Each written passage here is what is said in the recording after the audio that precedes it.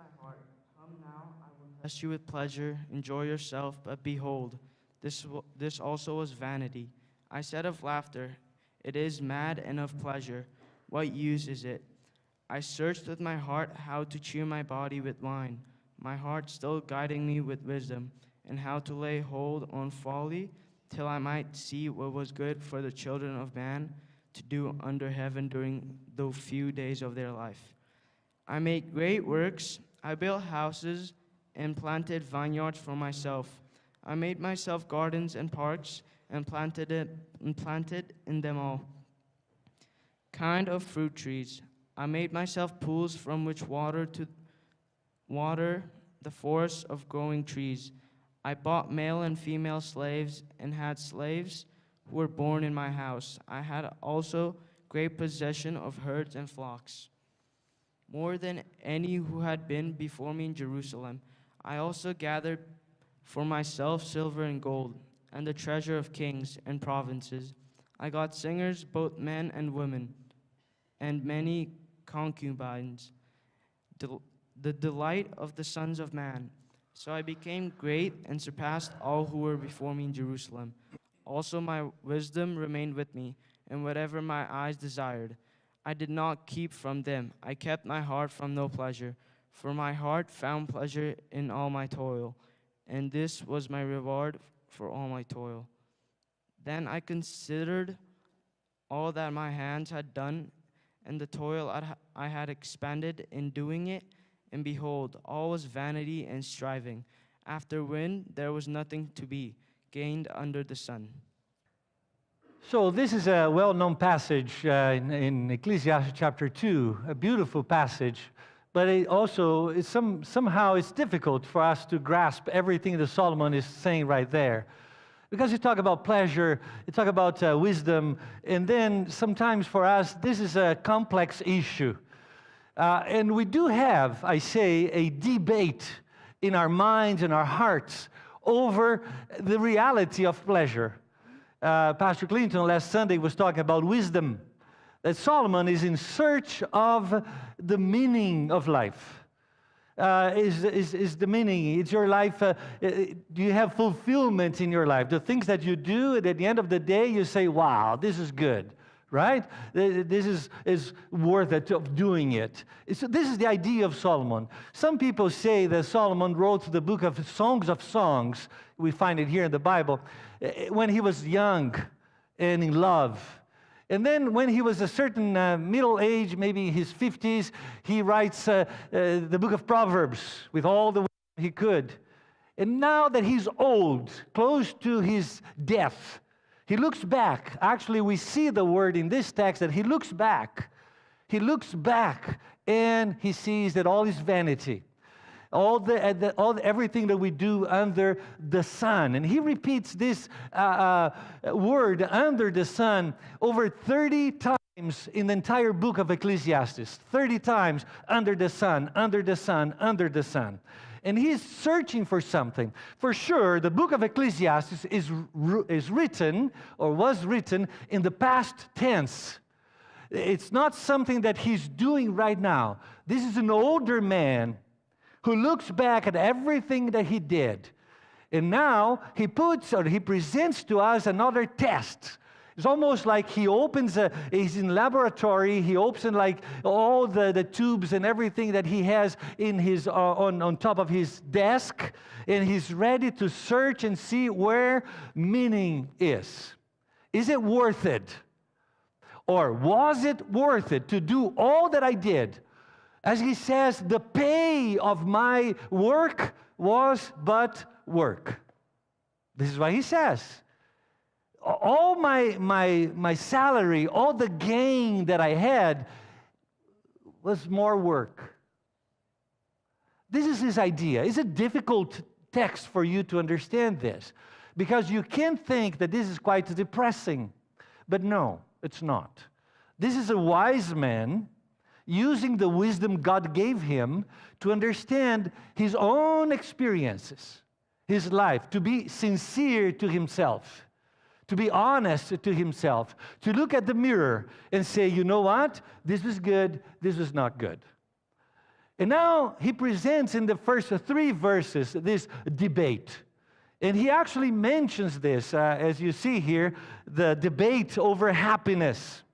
He said, I said in my heart, come now. So he's talking to himself. I will test you with pleasure. Enjoy yourself. But behold, this also was vanity, empty, meaningless. It did not give me what I wanted. It was not producing what it should. But behold, this was, and I said to laughter, it's mad. To laugh all the time, this is crazy. It doesn't make sense to me, he's saying. And the pleasure, what use is it? Why? Right? He says. So I search with my heart how to cheer my body with wine, my heart still guiding me with wisdom. He repeats this at least twice in these 11 verses. He says, I still have it. I still have the wisdom God gave me. It's a human wisdom. But he still has it. He's testing it, but he still can measure in how to lay hold of folly. So see the tension. Wisdom and folly. Can we put these two together? Can we actually have wisdom and folly, madness, craziness, over-the-top happiness in the same page? Can we do this? Because sometimes most of us, or I would say most of us, some of us will think of pleasure as something that is the center of our lives. Everything we do it for our own pleasure, our own satisfaction. So this is our idea, this is our goals in life. Why do you do what you do? Why do you seeking this kind of job? Why you're going to get married? Why you're going to have this traveling and this money and the properties you have and everything that you accomplish? Why is that? For my pleasure. And then we go for it. But at the same time, some of us think that actually you cannot be Christian and be joyful. And maybe we look at this passage and say, you know what?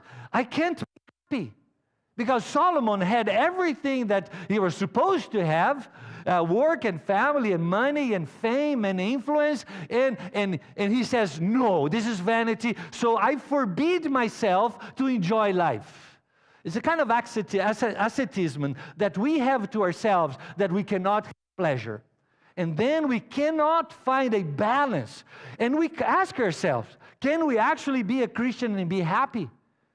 Can happiness be my identity or no?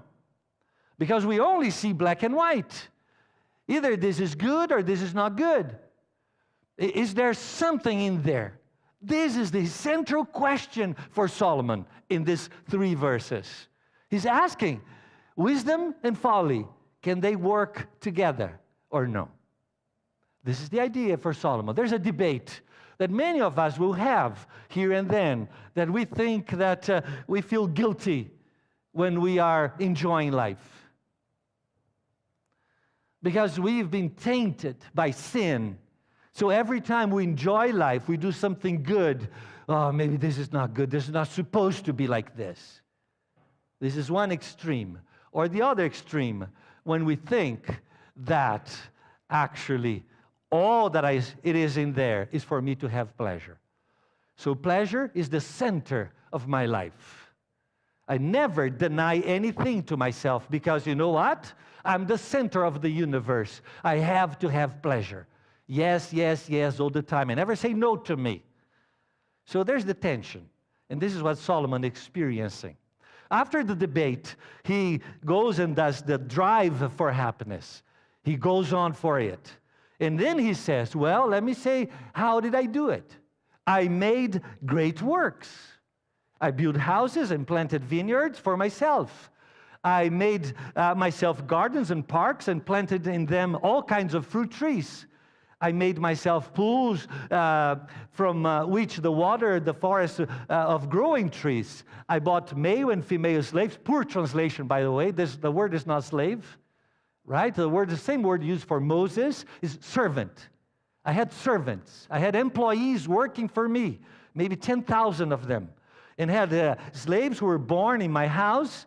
I had also great possessions of herd and flocks, more than any who had been before me in Jerusalem. I also gathered for myself silver and gold and the treasure of kings and provinces. I got singers, both male and men and women, and many concubines, another word that is highly disputed.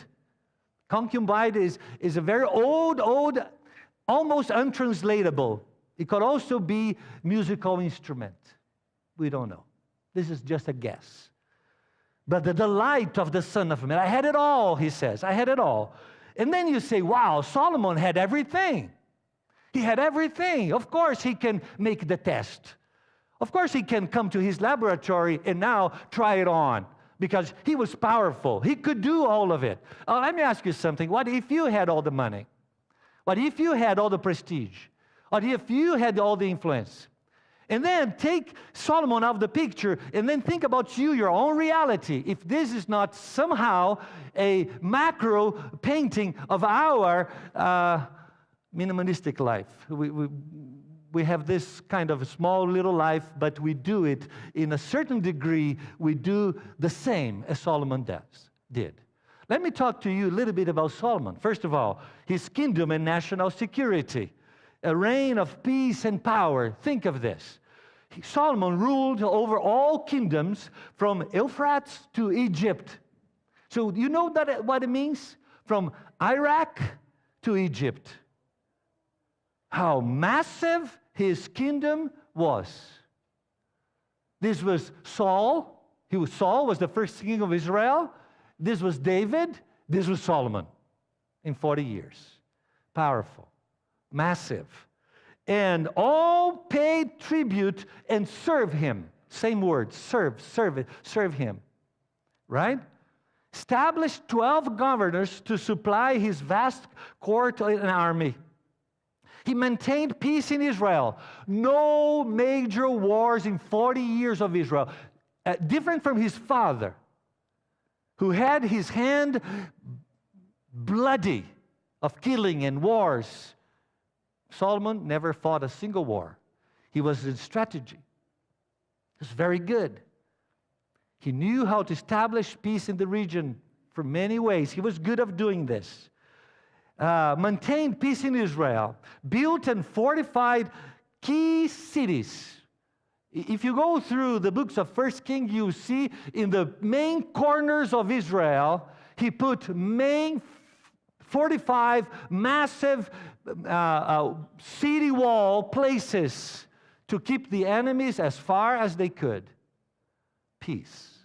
He was strong, walls, and so on. No wars. 4,000 stalls for chariots and 12,000 horsemen. Some people think that this could be his own personal bodyguard. Who can mess with this king? It's powerful, military strength. Solomon inherited a united kingdom and left behind a fortified empire, strong, peaceful, and admired. Great administrator. What about Solomon's rich and prosperity? The wealth of the golden age. Solomon controlled trade in gold, silver, horses, and spices. And you can read this all in the Bible. 1 Kings will tell you all. Made silver as common as pebbles, stones. There's so much silver in Israel that nobody wanted. It's just to prove that we just want what is rare. Somehow we put a value right there. Built a fleet of ships that brought 14 tons of gold from Ophir. For many years, bringing gold non-stop, and he built the fleet of ships. His daily palace provisions, 5,000 liters of flour, 10,000 liters of grain, 10 fattened calves, 20 pastured calves, cattle, 100 sheep and game birds every day. Some conservative scholars think there were about 4,000 people living in his house every day. between wives, 1,000, servants, soldiers, and on. Less conservative people think that 12,000 people lived in his house, a palace. Where am I? He excelled all the kings of the earth in riches and in wisdom, the Bible says. No king of Israel before and after. Even to this day, no king in Israel before and after lived in such wealth and abundance. Solomon's the builder and organizer. Built the temple, one of the wonders of the world, in 7 years. His greatest work, massive building for 3,000 years ago. 3,000 years ago. Maybe you could imagine that someone today with bulldozer and dynamites and everything that we have in modernity to build our buildings, maybe we do something better, but 3,000 years ago. Built his palace. It took him 13 years, a symbol of luxury and power. He employed, and this is amazing, you go to 1 Kings chapter 5, 180,000 works non-stop. 24/7. You go there, 24/7, non-stop, 180,000 people working for him in the temple and in his palace for 20 years. During the temple dedication, 14-day national feast. 120,000. No, this is wrong. 20. Yes. This is horrible. And my glasses, I can't see well. And 120,000 sheep were offered in sacrifice. Imagine 14 days. Barreto, they probably want you there to barbecue for them. Solomon built monuments that define an era in beauty, precision, and power combined. You go there to 1 Kings, you see it all. Solomon wisdom, writings, and family, the wisest and most celebrated of all kings. Wiser than all other men, the Bible says, 1 Kings chapter 4:31. Spoke of trees that he wrote about, like a scientist, a biologist. Trees, animal, birds, reptiles, and fish. He knew it all. He knew about those things. His fame drew people of all nations to hear his wisdom. Authored or inspired Proverbs, Ecclesiastes, and Song of Songs, and some of the Psalms in the Bible. He wrote 3,000 Proverbs. We don't have them all. And 1,005 songs, 1 Kings chapter 4:32 says. Loved many foreign women, 700 wives, 300 concubines. Possibly, some scholars say that the women, some of them he never met. I don't want to minimize his sin. The Bible says he sinned. 1 Kings chapter 11. His heart went away astray from the Lord. But many of these wives, they were just agreement, peace agreement, deal agreement with kingdoms. Married the daughters and daughters of other kings and established peace. But he never met them. Some, at least some. Some scholars say that if he was to meet these women, he would meet her today and would see her again in 3.5 years later. Possibly fathered many children. It could be 3 because we have 3 names of children in the Bible, so we know for sure he had 3. But he has a verse in chapter 6:3, and he says a man may have 100 children, still vanity. He might be referring to himself. We don't know. Well, Solomon is this thing about go big or go home. You want to try it? Really, I want to try it. I want to have everything as much, as big, as beautiful, as powerful, as shiny as I can. And he did, at least for 40 years of his life. So he has this debate in his heart. I want to find meaning for my life. And he goes and chases all the pleasures and achievements that he could accomplish in his life. He goes for it. And now he finds the delusions of happiness. He ends the chapter saying, so I became great and surpassed all who were before me in Jerusalem. Think about someone with fame. I was famous. Many people, they look for fame. Not necessarily. It's quite interesting. Some people go for money, for sex, for power. Some people just fame. I want to be famous, right? Also, my wisdom remained with me. It was there. I never lost it. I still could think and see through it. And then, you know what? Many years later, I look back and I can still think about it. I still can ponder. And whatever my eyes desired, I did not keep from them. I want it, I see it, I have it. I see it, I want, I have it.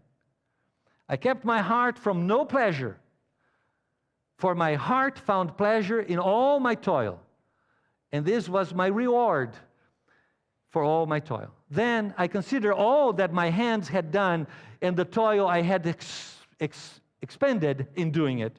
And behold, all was vanity and a striving after a wind, trying to have it, but I never can get it. I think I have it, and then I don't have it. All there was nothing to be gained under the sun. You think it is too much, right, that what Solomon did.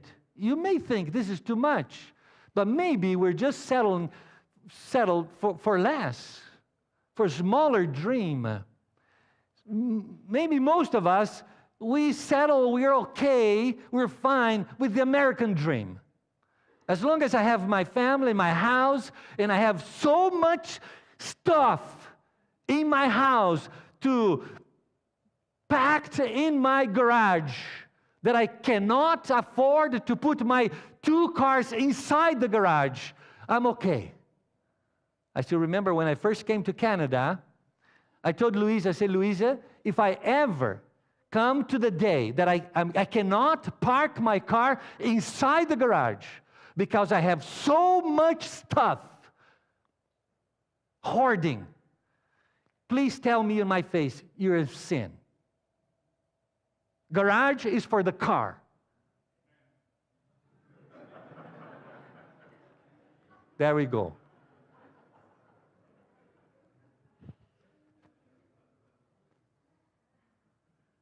But maybe we settle just for the American dream. Maybe this is it, and we think it is good. It's like C.S. Lewis says about the little boy in a poor little corner of the world where he plays with mud and he's happy because he doesn't know how beautiful it is certain other places of the world. And we settle for this because we don't know what is there. And maybe you settle for this kind of life because this is all that you see. This is all that is for you under this sun. Life here and now. And you think, this is it. And then you come to the bitter discovery, sometimes a little bit too late, that you tried to get it and you couldn't do it. There's a famous Portuguese writer, Luís de Camões, who said this. I'm translating it here. I desired, I conquered, I despised. I desired, I conquered, I despise. You want so bad, and then you have it, my precious. And then you say, I don't want it anymore. I want something else. I think I told you the story of this very wealthy, rich man, accomplished man, came to talk to me. This is a long story, all his accomplishments, almost like Solomon. But he was married now to his third wife. And he says, you know what? I regret so much leaving my first wife. And then we keep going, and we keep trying again, and we keep trying again. There's one rock song from the 70s. I can have no satisfaction, but I'll keep trying. I keep on trying. I'll keep on trying. And maybe this is what the writer of this song got it wrong, because he's trying the pleasure. I can't have no satisfaction because I keep trying. I keep trying. And he says, because I keep on trying. And maybe this is his mistake, because what he was trying is to look for the end result, the satisfaction. And you never have it. You never have it. Are you chasing the wind? It's a great time for you to stop and think, am I chasing the wind? I'm going after satisfaction as if this is a God to me. Pleasure, happiness. Am I chasing something that I will never be able to hold in my hands? He says, there was nothing to be gained under the sun. Nothing to be gained. There was no profit. No profit. Jesus says this in Luke chapter 9. He says, what is it like for a man to win the whole world? Which kind of profit is this, that you win the whole world but you lose your soul? Something that is eternal. Because we change the eternal for temporary. We change what is really, really precious for something that we think is precious. As Solomon says, we change the rock-solid purpose in life to vanity, just a breath of life, just air. It is here, it's no longer here anymore. So, with this, Blaise Pascal, who was a scientist and mathematician in 1662, he passed away. This is what he said. What else does this craving and this helplessness proclaim but that there was once in a man a true happiness, of which all that now remains is the empty print and trace? He's saying, when I look at myself, Pascal is saying, I see traces that resembles that one day I used to have it. Somehow, human being one day used to have it, but no longer. This he tries in vain to fill with everything around him, seeking in things that are not there the help he cannot find in those that are. Though none can help, since this infinite abyss can be filled only with an infinite and immutable object. In other words, only by God himself. He goes on to say there's a vacuum in our hearts. This vacuum can only be filled by God himself. Nothing else is big enough to fill it. So it's not wrong to have pleasure. It's wrong to chase it as if this is the God of our lives that can satisfy us. Well, let me finish today's message with 3 observations. First of all, the discovery of happiness. No accomplishment under the sun can satisfy the soul. This is the first truth for you to consider today, first. Is this world all that is under the sun? Is there something else out there? It's a question that you honestly have to ask yourself. He says, then I consider all that my hands had done, and the toil, the work I had expended in doing it, and behold, all was vanity and a striving after the wind, and there was nothing to be gained under the sun. Nothing. You know, Jewish scholars, they will translate this not as under the sun. The expression is just an expression that you just don't translate. Just someone say, you pulled my leg. What do you pulled my leg mean in any other language in the world but in English? So if you are translating it, you have to explain what it is. So under the sun is an expression. It means exactly this, without God.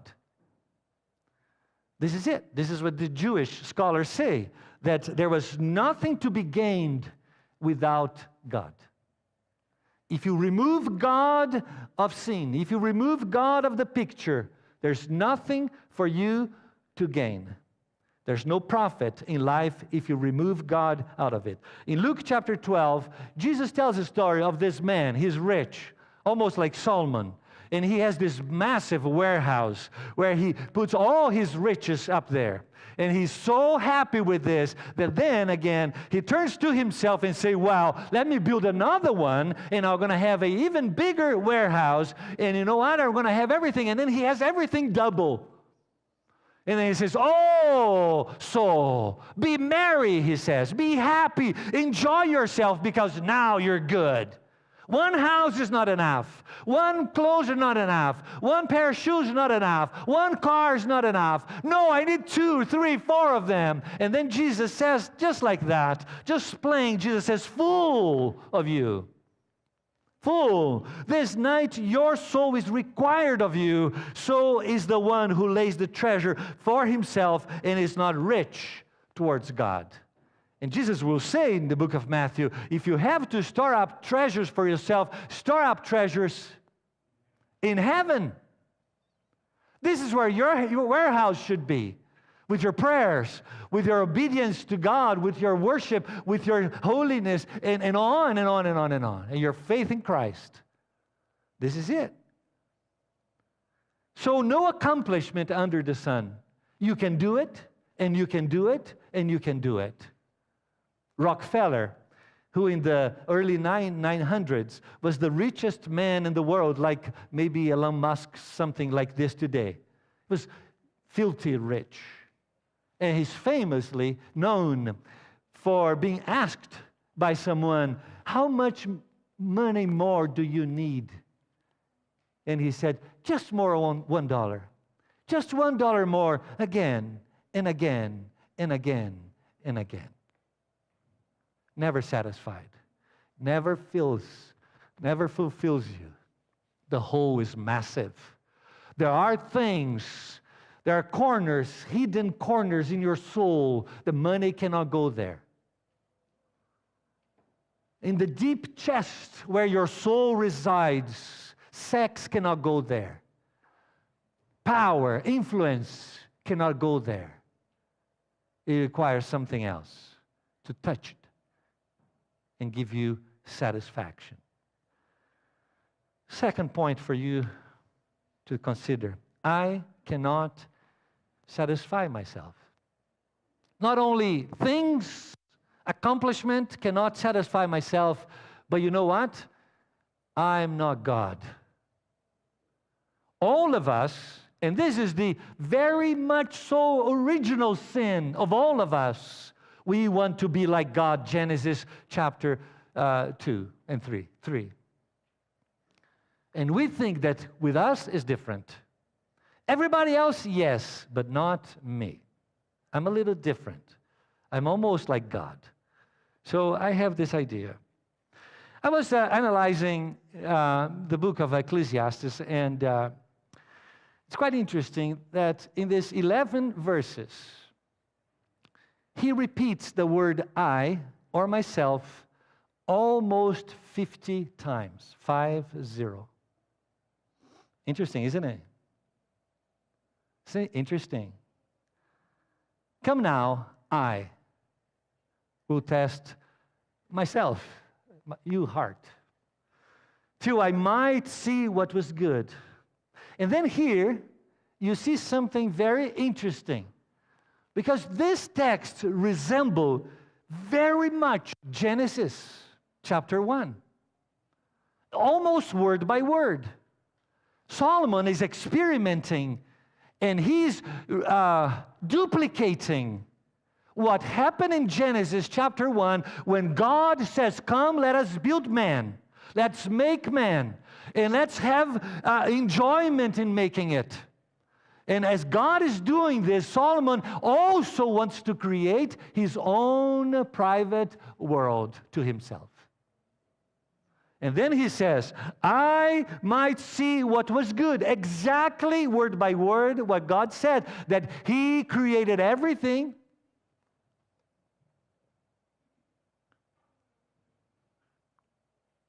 That he created everything. In Genesis chapter 1, verse 31, said that it was very good.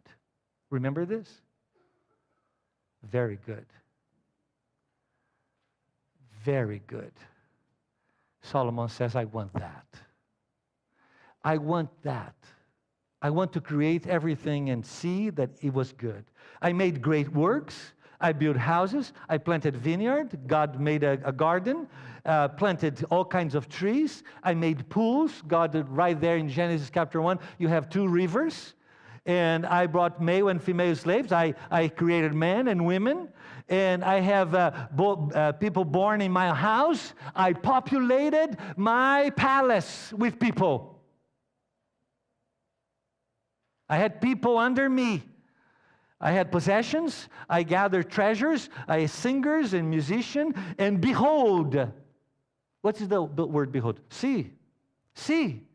Behold, all was vanity. I tried to make, and I made everything just like God did. However, God, at the end of his creation, he took pleasure on it. At the end of the creation, God said, it is very good. But Solomon, at the end of his creation, he says, vanity. It was not good. And then he realizes he is not able of doing it. It requires someone greater than him. This is why he says, it's under the sun. It requires what I'm doing, everything beautiful. I have the recipe, but I don't have the breath of life. Curiously enough, the word vanity is just but air, the same air that God breathed in the nostrils of Adam and Eve. Same thing. It says, for God, it was life. For me, it's emptiness. I can do it. I can duplicate it. Everything at the end of the day, in my equations, in my laboratory, I cannot have life. I cannot have it. I just can't have it. I try to make it. It takes someone greater. It takes someone most powerful than Solomon to go into my soul and give me satisfaction. And breathe.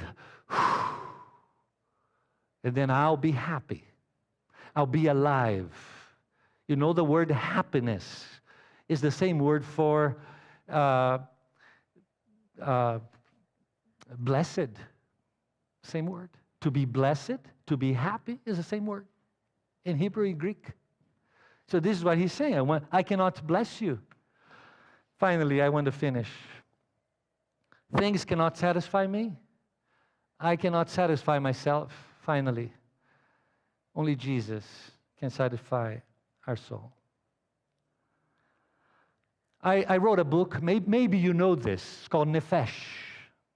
And took me 3.5 years researching to write Nefesh. I was not just preparing for a Sunday sermon. 3.5 years study. And one of the chapters I write about Psalm 127. And I have to say this, it took me marvelous thoughts when back then I compared Ecclesiastes chapter 2 and Psalm 127. Same wording, same author, same man. But this older man now, Solomon, he comes to the conclusion that unless the Lord builds the house, those who build it labor emptiness. He's not saying you cannot do it. You can do it. Look around us.